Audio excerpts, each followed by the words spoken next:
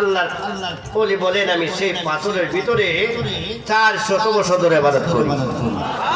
আরেকটা জোরে কর।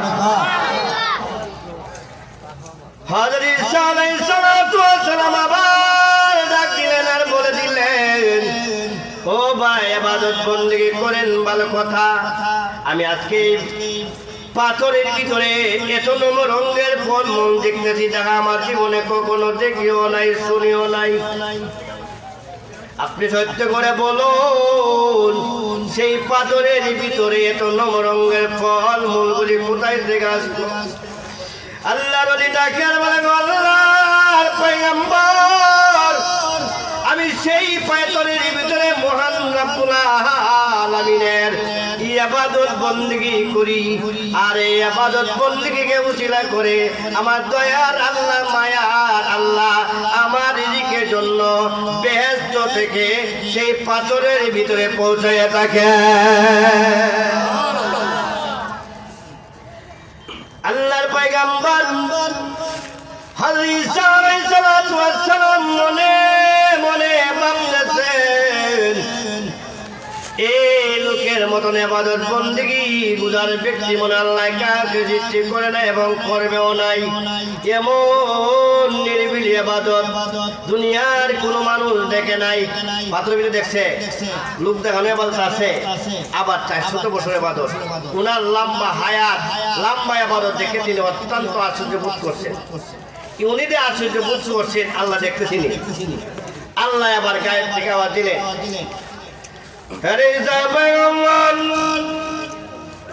আপনি মাত্র 400 বছরের ইবাদত বندگی দেখে আপনি অত্যন্ত আশ্চর্য বোধ করেছেন। আপনি জেনে রাখেন আপনার পরে একজন নবী আসবেন, যিনি হবেন বিশ্ব নবী। আল্লাহু আকবার বলেন।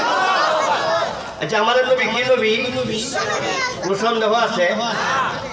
আল্লাহ হলেন রাব্বুল আলামিন আর আমাদের নবী হলেন রাহমাতুল লিল আলামিন। সন্দেহ আছে? ওয়া মা আরসালনাকা ইল্লা রাহমাতাল লিল আলামিন।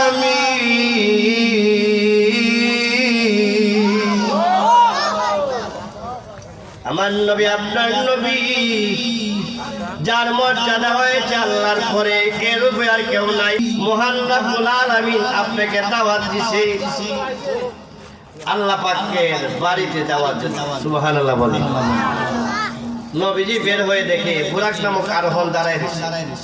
বুরাকের কাছে যখন গেলে বুরাকের নবীজি দেখে আনন্দে আত্মারা হইয়া নাচ আরম্ভ করে নাচতে আছে। জিবরাইল আমিন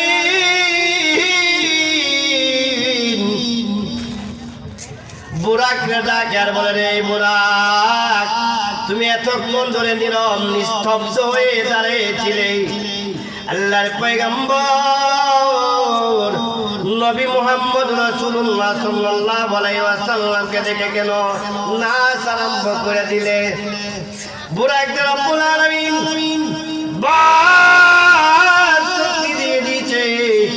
বুরাকে ডাকে আর বলে, জিবরাইল আমি কেন নাচবো না? আমি আজকে এমন ব্যক্তিকে নিয়ে আমি আরোহণ করবো, আমার উপরে এমন একজন নবী আরোহণ করবেন যিনি হবেন বিশ্ব নবী, যার সুপারিশ ব্যতীত কোন মানুষ বেঁচে যাওয়া সম্ভব না। ঠিক না বেটি? ও ভাই আমার, আপনি আমাদের নবী। বুরাকে আরোহণ করবে অপেক্ষা। জিবরাইল বলেন, ইয়া রাসূলুল্লাহ আপনি আরোহণ করুন। আল্লাহর পয়গম্বর নবী করিম সাল্লাল্লাহু আলাইহি সাল্লাম জিবরাইল আমিনকে ডাক দিলেন আর বলে দিলেন, জিবরাইল আমি কেমন করে আরোহণ করি? আমার উম্মত যারা আছে, আমার উম্মতের মহান রব্বুল আলামিন এমন আরোহণ দান করবিনি। সাথে সাথে আল্লাহ রব্বুল আলামিন জিবরাইল আমিনকে ডাক দিলেন আর বলে দিলেন, জিবরাইল তুমি আমার বন্ধুকে জানাইয়া দাও, আমার যেন তাড়াতাড়ি আরোহণ করে আমার বন্ধুর উম্মতের জন্য কাল হাসরের ময়দানে প্রতিটি উম্মতকে আমি আল্লাহ এমন বুরাক দান করে দিব। বুরাক নামক আরোহণ দিয়াম মসজিদে হারাম থেকে মসজিদে আকসায় চলে গেলেন। মসজিদ আকসায় চলে গেলেন। সেখানেও যাইয়া জিবরাইল আমিন একটা পাথরের উপরে দাঁড়ায় আযান দিলেন। আযান পরে দেওয়ার পরে তাকায় দেখে বাইরে আমার আকাশের দরজা মহান আল্লাহ দরজা খুলাই দিয়েছেন। সুবহানাল্লাহ। খুলে দেওয়ার পর দেখে পূর্ব যুগের নবী রাসূল যারা আছে তারা সবাই উপস্থিত কাতারবন্দি হয়ে দাঁড়াইছে। ফেরেশতারাও কাতারবন্দি হয়ে দাঁড়াইছে। কেমন জামাত?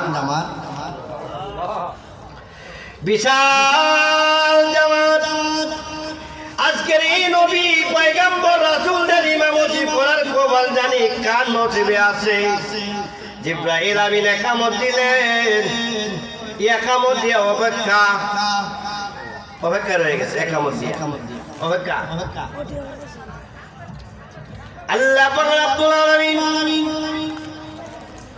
হযরত জিবরাইল আমিনকে ডাক দিলেন আর বলে দিলেন যে জিবরাইল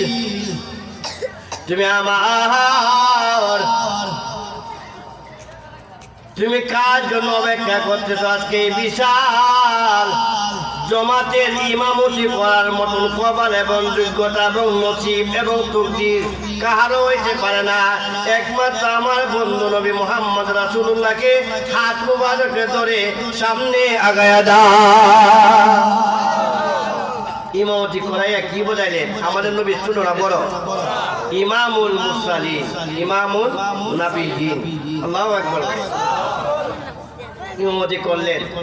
সেখান থেকে প্রথম আকাশ, দ্বিতীয় আকাশ, তৃতীয় আকাশ, চতুর্থ আকাশ, পঞ্চম আকাশ, ষষ্ঠ আকাশ, সপ্তম আকাশ, সিদরাতুল মুনতাহা পের হয়ে আল্লাহ পাকের খাস দরবার, খাস বাড়ি আরশে আজিমে গেলেন। আল্লাহু আকবার বলেন। যাইয়া আল্লাহ এবং আল্লাহ রাসূলের মধ্যে কথাবার্তা হয়েছে।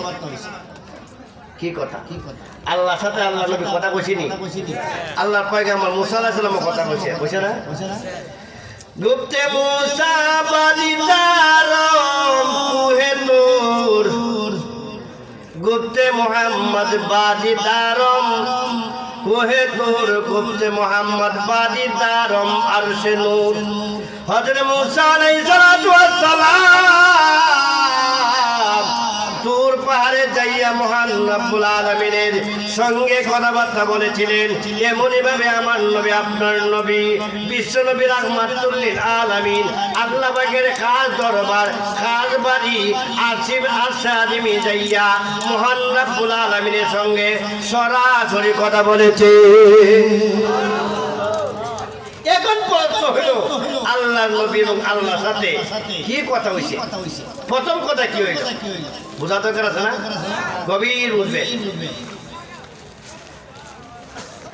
নবীজিরে যখন আল্লাহ পাক দাওয়াত জানিলেন, বন্ধুর বাড়িতে দাওয়াত নেওয়ার পরে আল্লাহ বন্ধু আমি তো আপনাদের দাওয়াত জানছি, আমার বাড়িতে আসছেন, বন্ধুর বাড়িতে আসেন, বন্ধুর জন্য কি নিয়ে আইছেন? আল্লাহু আকবার বলেন। আচ্ছা, আল্লাহর কি মিষ্টি দরকার আছে? সানামুখী, আঙ্গুর, নাশপাতি না? নবীজি বুঝে না? নবীজি বলে দিলে আত্তাহিয়াতু লিল্লাহি ওয়াস সালাওয়াতু ওয়াত তাইয়্যিবাত। আল্লাহু আকবার বলেন। নবীজি আমার বলেন, আমার মৌখিক ইবাদত, আমার আত্মিক ইবাদত, আমার দৈহিক ইবাদত, ওরে মওলা সর্বপ্রকারের ইবাদত আমি আপনার জন্য উৎসর্গ করে দিলাম। অপর রাওয়ায়াত আছে নবী আমার বলেন, আমার মৌখিক ইবাদত, আমার উম্মতের মৌখিক ইবাদত, আমার আত্মিক ইবাদত, আমার উম্মতের আত্মিক ইবাদত, আমার দৈহিক ইবাদত, আমার উম্মতের দৈহিক ইবাদত, ওরে মওলা সর্বপ্রকারের ইবাদত আমি আপনার জন্য উৎসর্গ করে দিলাম। বান্দার কাছে কি চায়? ইবাদত, ঠিক না বেটি? আচ্ছা আল্লাহ আল্লাহ পাক তার বান্দা বান্দাদের কেন বানাইছেন? ইবাদতের জন্য না? আল্লাহ বলে ওয়া মা খালাকতুল জিন্না ওয়াল ইনসা ইল্লা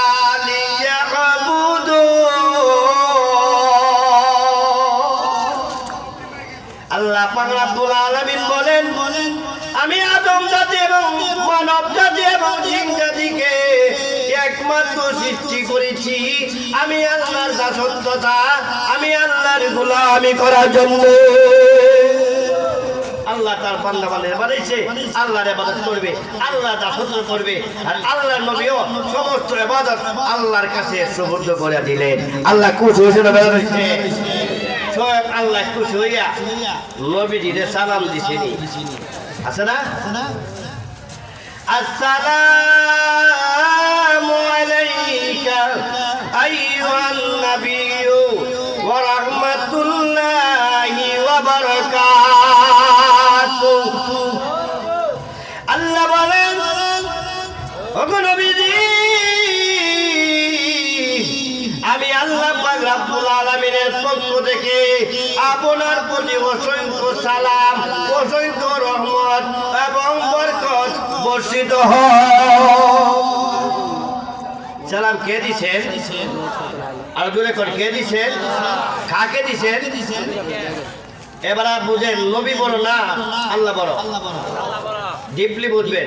আল্লাহ যে বড় হইয়া নবী যে ছোট সালাম দিলেন এগুলা দিয়ে মাত্রাবারে হয়। সালামে ছোট বড় নাই না বেটি? এবং আল্লাহ সালাম দিয়া আল্লাহ পাকের বান্দাদেরকে জানাই দিয়েছে, নবীর উম্মতদেরকে বোঝাই দিয়েছে নবীরে কিভাবে সালাম দিতে হবে। আল্লাহ নবীরে সালাম দিছে না? কেমনে দিছে? আসসালামু আলাইকা আইয়ুহান নাবিয়্যু ওয়া রাহমাতুল্লাহি ওয়া বারাকাতুহু। আগে সালাম তারপরে কালাম, ঠিক না বেটি? আগে নবী যে স্বয়ং আল্লাহ সালাম দিছে তারপরে ডাক দিছে, তার মধ্যে আবার সম্মানের সঙ্গে আমাদের দেশে কিছু আশেকে রাসূল আশেকে গুরু রসিকুল্লাহ আছে কিয়ামের নামে নবী রূপে কিছু বাক্য ব্যবহার করে ইয়া নবী সালামু আলাইকা। কোরআনের হাদিসের কোথায় আসেনি? আর যদি কোন আসেনি? নবী হইল নাকেরা, যে কোনো নবী হইতে পারে। ইয়া আইয়ুহান নবী যে বুঝাইছে আমাদের নবী নির্দিষ্ট নবী, ঠিক না বেটি? এবং আগে ডাক দিছে তারপরে সালাম দিছে। বুঝতে পারছি? আগে সালাম তারপরে ডাক। ও ভাইরা আমার, বিশ্বের কোনায় কোনা থেকে হাজী সাহেবরা হজ করতে যায় না? নবীকে সালাম দেয় না? কিভাবে দেয়? নবী সালাম আলাইকা হইয়া হাজী সাহেব কে আছেন আব্দুল্লাহ দেন সালাম দেন নে। আসসালাতু ওয়াসসালামু আলাইকা ইয়া রাসূলুল্লাহ, আসসালাতু ওয়াসসালামু আলাইকা ইয়া হাবিবাল্লাহ, আসসালাতু ওয়াসসালামু আলাইকা ইয়া শাফিয়াল মুযনিবিন। এইভাবে যখন নবীর উম্মতরা নবীজির রওজা মুবারকে পাশে দিয়ে সালাম দেয়, নবী আমার বলেন মান সাল্লাল্লাহু আলাইহি ইনদা কবরিহি সামিতুহু। আমার উম্মত যখন আমার কবরে পাশাইয়া রওজা মুবারকের পাশাইয়া সালাম দেয়, এই সালাম আমি শুনি এবং জবাব দেই। আর জোরে কর। এর দ্বারা কি প্রমাণ হয়? নবীজি হায়াতুন নবী, জিন্দা নবী শুয়ে আছেন সোনার মদিনায়, ঠিক না বেটি? আমাদের উপরে কিছু বেদাতীরা আহলে সুন্নাত ওয়াল জামাত দাবি করে, এরা আহলে বেদাত। এরা বলে ওয়াহাবীরা নাকি বলে নবী মরে গেছে, পচে গেছে। আর জোরে কোন নবী হায়াতুন নবী, জিন্দা নবী শুয়ে আছেন সোনার মদিনায়, যেটা আমরা আহলে সুন্নাত ওয়াল জামাতের আকীদা, ঠিক না বেটি? এ বাবা মানুষ আর কত টাকা দিবা? নবীর আশিকের দাবি করে নবীর একটু কিছু করে গড়ে বইয়া থাকে ঠিক না বেটি এই সামলা সদরে হাজার হাজার উলামায়ে কেরাম মুখের তাজা রক্ত দিছে ঠিক না বেটি নাস্তিকরা বাংলাদেশে নাস্তিকরা ভাইরা আমার নবীকে কুলুপ্ত করে এই কুলুপ্তর জবাব দেওবন্দি উলামায়ে কেরাম রাজপথে বসে দেয় ঠিক না বেটি আজকে রাজপথের মাঝে হুঙ্কার দেওয়ার কারণে আজকে নাস্তিকরা মুখ বন্ধ হয়ে গেছে নাস্তিকরা সেই বাংলার তৌহিদি জনতা কেমন নাস্তিকরা বুঝেছে যুগে যুগে আল্লাহ পাক রব্বুল আলামিন জিন্দা শাহজালাল তৈরি করে রাখেন না মামুনুল হক সাহেব ছিলেন নি আসলে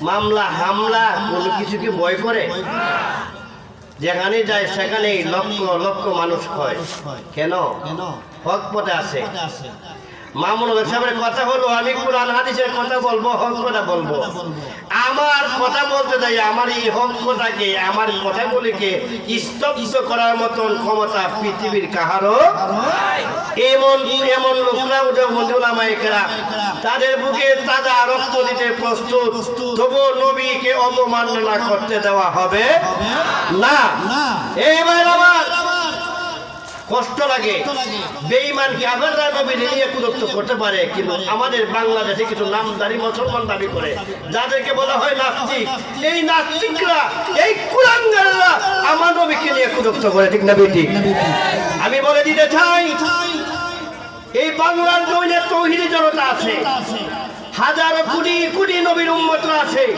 এই নবীর কুলুপ্ত করা হয় অবমাননা করা হয় আমাদের তৌহিদি জনতা নবীর উম্মতেরা রাজপথে রক্ত দেওয়ার জন্য কে কে তৈরি আছে আমাকে দেখান নারায়ে তাকবীর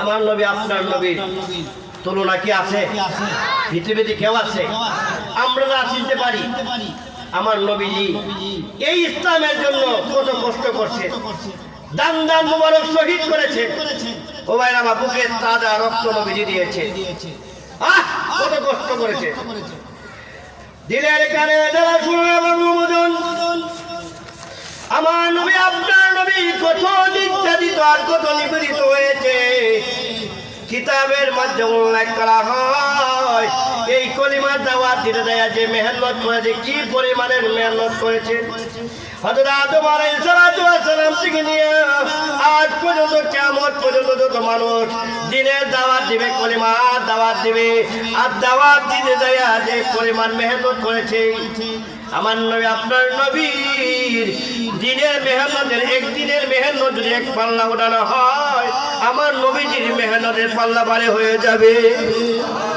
ও ভাই আমার আম্মা জান আয়েশা সিদ্দিকা রাদিয়াল্লাহু তাআলা আনহা বর্ণনা করেন আমি এবং আমার প্রাণের স্বামী দয়ার নবীজিকে নিয়ে আমি একদিন হাম্মাম খানার ভিতরে গোসলখানার ভিতরে প্রবেশ করলাম কিন্তু আমি নবীজির প্রাণের স্ত্রী হওয়া সত্ত্বেও নবীজিকে কোনোদিন উলঙ্গ শরীরে দেখি নাই উলঙ্গ শরীরে স্ত্রী হয়েও স্বামীকে উলঙ্গ শরীরে দেখে নাই দয়ার নবীজি হাম্মাম খানার ভিতরে প্রবেশ করে খাবার মুবারক গুলি খুললেন আম্মা আয়েশা সিদ্দিকা বলেন দয়াল নবীজির খাবার মুবারক খোলার পরে আমি তাকাইয়া দেখি নবীজির নুরানি ওল বডি মুবারকের মধ্যে কালো কালো দাগ দেখা যায় বসন্তের দাগের মতো ও ভাই আমার এই অবস্থা দেখি আম্মা জান হযরত আয়েশা সিদ্দিকা রাদিয়াল্লাহু তাআলা আনহা নবীজিকে ডাকে আর বলে গো নবীজি আপনার কি কোনো সময় বসন্ত হয়েছিল নবী আবার বলে আয়েশা আমার জীবনে কখনো বসন্ত হয় নাই তবে তুমি আমার প্রাণের স্ত্রী তোমাকে বলতে হয় তুমি জেনে রাখো আমি যখন কালিমা দেওয়ার জন্য তাইফের মাঠে গিয়েছিলাম আর তাইফের মাটির বড় বড় কাফেররা তাদের শিশু বাচ্চাদেরকে লেলাইয়া দিছিল আর বলেছিল গো আয়েশা আমি নাকি পাগল, আমাকে পাগল মনে করে এমন ভাবে পাথর নিক্ষেপ করেছিল গো আয়েশা, আমার শরীর মুবারকের মধ্যে এমন একটা অঙ্গ প্রত্যঙ্গ ছিল না যেখানে পাথরের আঘাত লাগে না।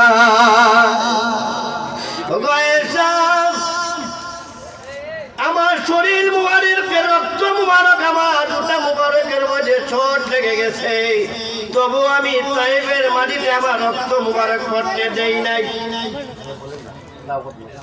রক্ত মুবারক পড়তে দেই নাই, কারণ আমার রক্ত মুবারক তাইফের মাটি ও সহ্য করতে পারবে না। তাইফের মাটি মাটি রাখবে না, কি হয়ে যাবে? তামায় পরিণত হয়ে যাবে। ও ভাইরা আমার, বন্ধুরা আমার, এই দয়ার নবী মায়ার নবী বিশ্ব নবী রাহমাতুল্লিল আলামিন এই দিনে দাওয়াত দিতে যাইয়া কত কষ্ট আর কত নির্যাতিত করেছে আর কতদিন উপবাস থেকেছে, পেটের মধ্যে পাথর বন্ধ বেঁধেছে। দিনের কারণে শুনুন আমরা যে কত আরামে আছি। আল্লাহ আল্লাহু আকবার, জিকির করেন লা ইলাহা ইল্লাল্লাহ,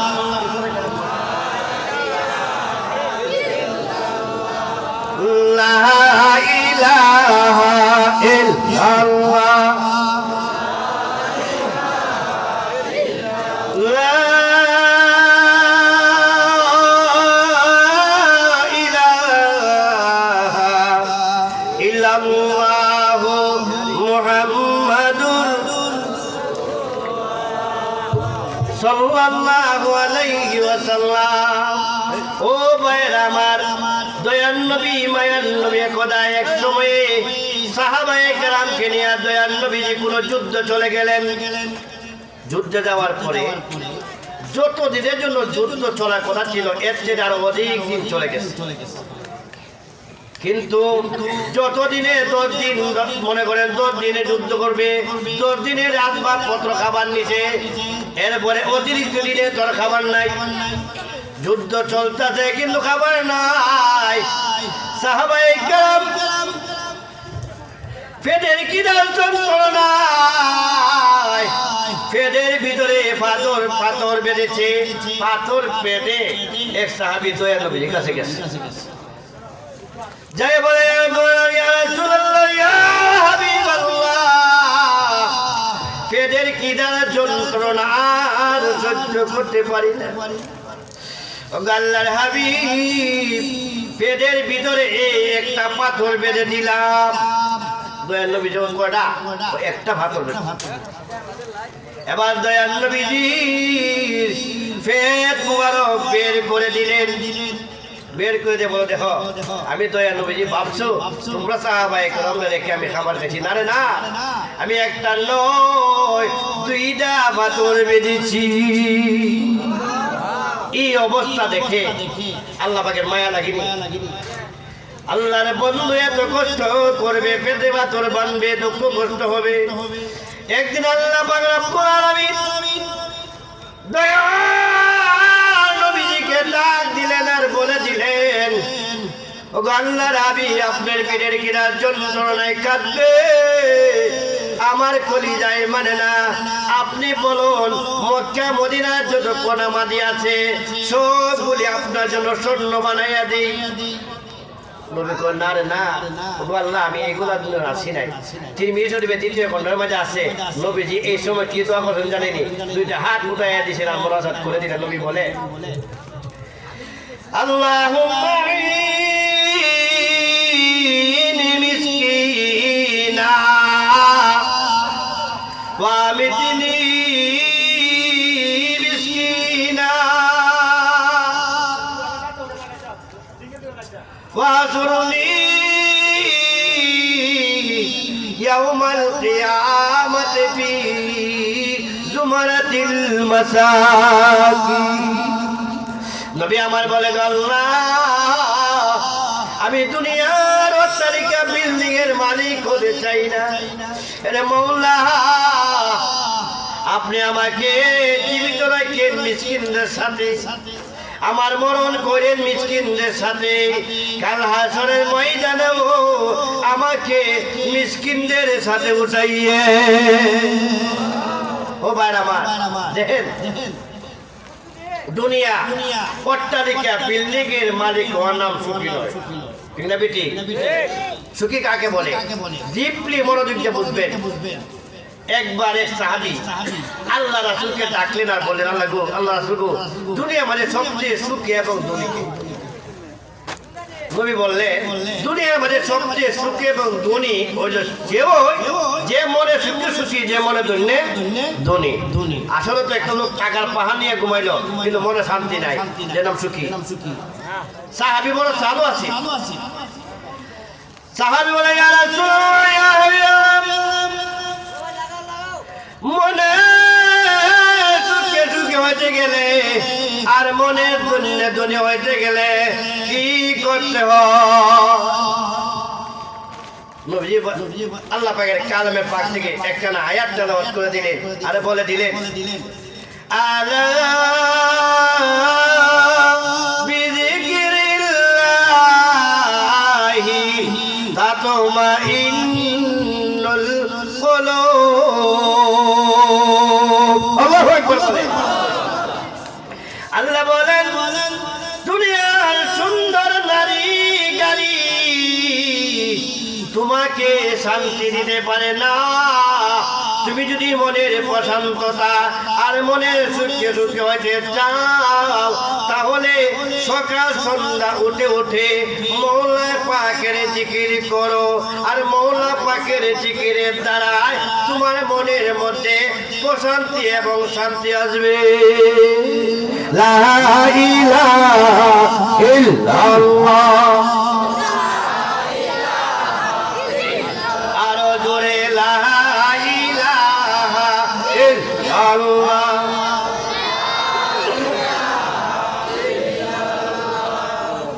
লা ইলাহা ইল্লাল্লাহ, লা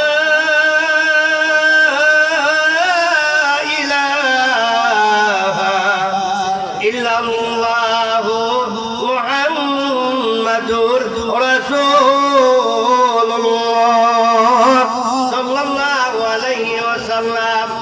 এই ভাইরা আমার, আমরা গুনাহ করি না?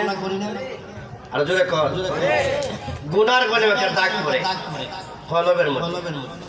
একটা গুনাহ করলে একটা গুনাহ দাগ পড়ে যায়, যত গুনাহ করে ততই গুনাহ দাগ পড়তে থাকে।